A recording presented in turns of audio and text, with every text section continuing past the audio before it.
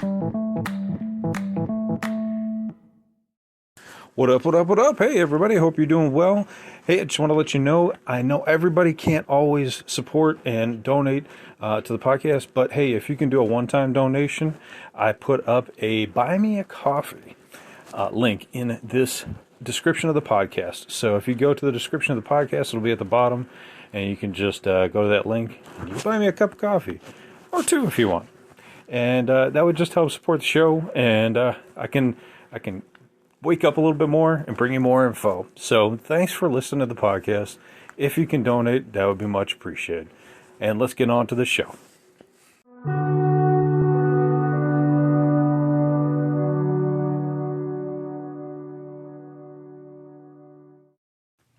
What up, what up, what up? Welcome back to Lockdown Universe, home of the bizarre, peculiar, and unheard of stories of UFO legend and paranormal lore. Welcome back, welcome back. Happy to be back. Hopefully you guys are doing awesome and taking care of yourselves. So today we're going to look at a story about a creature that resembled a white, bald baboon with almond-shaped eyes in southern New Mexico back in August of 2008.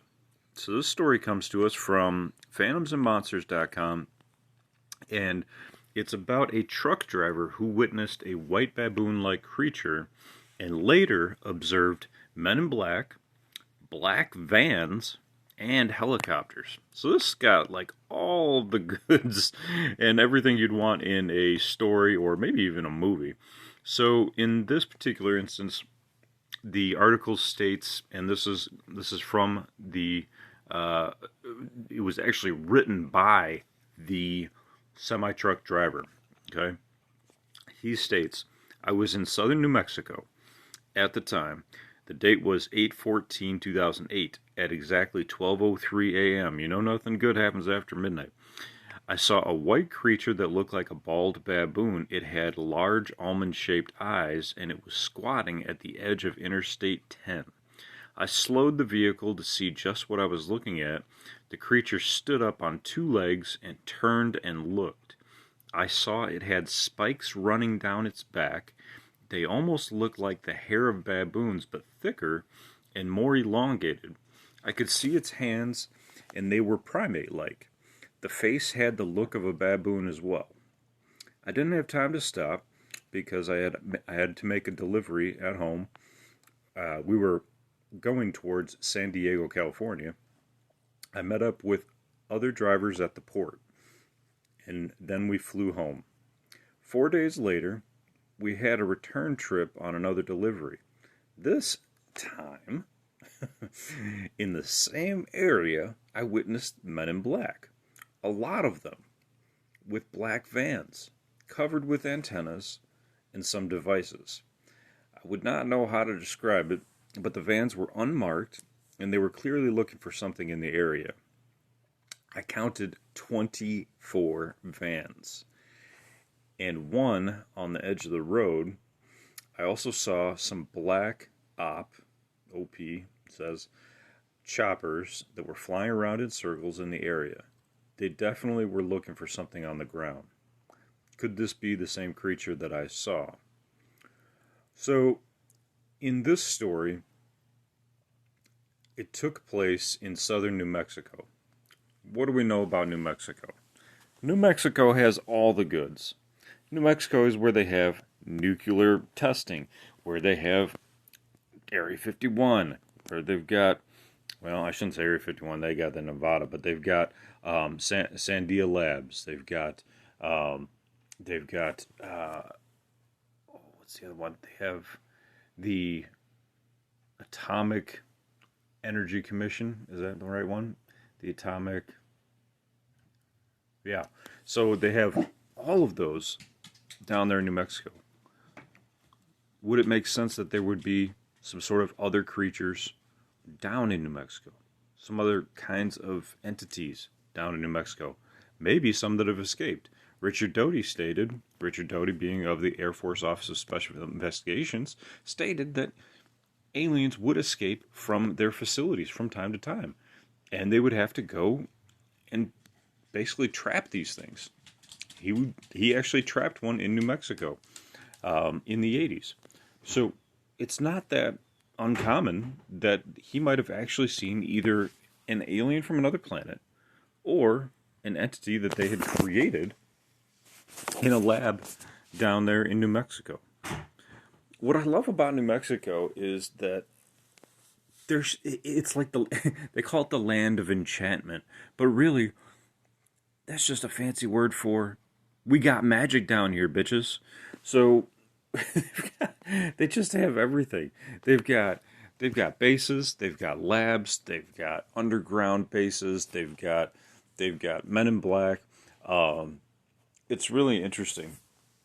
I actually got to hear from a family friend that one of their parents passed away recently. Now, they always knew that he worked for the Air Force, and he was a special investigator.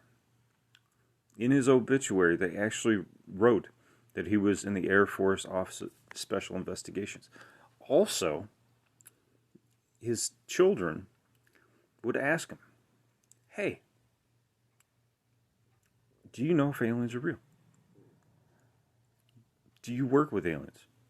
Do you seek them out? Are you on some sort of surveillance team? He said yes. He said that's all I can say. He said I can't tell you anything else. He said whatever you think is out there, just multiply that by infinity. This is a true story. He wouldn't even tell his children exactly what he did, but when they specifically asked him, "Do aliens exist?" he said yes, and that he worked in an office that was related to alien investigations. He was an Office of Special Investigations special investigator, the exact same job that Richard Doty had. Now, Richard Doty has proof of his employment there. So it's really interesting to actually have this verified. And this guy moved all over the place. He moved all over the U.S. He was in Europe as well. Now you might think, well, Richard Doty was only in, the United States. Well, you got to remember that we have bases everywhere. Germany, Japan, everywhere. Europe. So these investigators will move where they need to be moved. And so they can do investigations anywhere. And we have to have investigators elsewhere because, let's face it, alien ships don't just crash in the United States. So, when we talk about these stories and we hear about these semi-truck drivers and you think, oh, they might be unreliable. Oh, that can't be. Oh, it's probably just somebody playing a prank on them. Well, nobody's going to be playing a prank in New Mexico out on an interstate where there's just endless miles of desert. Okay, that's just not going to happen. Now, then we hear stories of Richard Doty, who comes out and says, hey, I was a Men in Black. But he was also part of a disinformation campaign office as well. So then you have to question that. But when you hear stories about family friends who actually admitted that they worked with offices related to aliens and investigating aliens, then the stories become more real. The stories become more truthful. They hold more veracity.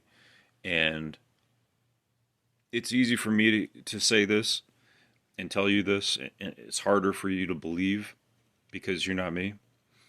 But when you get confirmation, if you have a friend or a family member let's say that they admitted that when I died I saw, heaven or hell or I saw a ghost. It's hard to believe that, even if they're your friend. But if you experience it and you tell somebody, you would hope that they would believe you, don't you? Or maybe you wouldn't care, but it did happen to you. So when you hear these stories, people tell you these stories, you have to say, could this really be real? Is this really real? I've always believed. But then when I hear these stories, family, friends that actually participated in some of this stuff, it's just unbelievable. It's just mind blowing. So I will leave it at that, and I will bring more info. So what about this baboon alien thing? Do you believe it's real? Have you ever heard of any stories that represent an alien like this?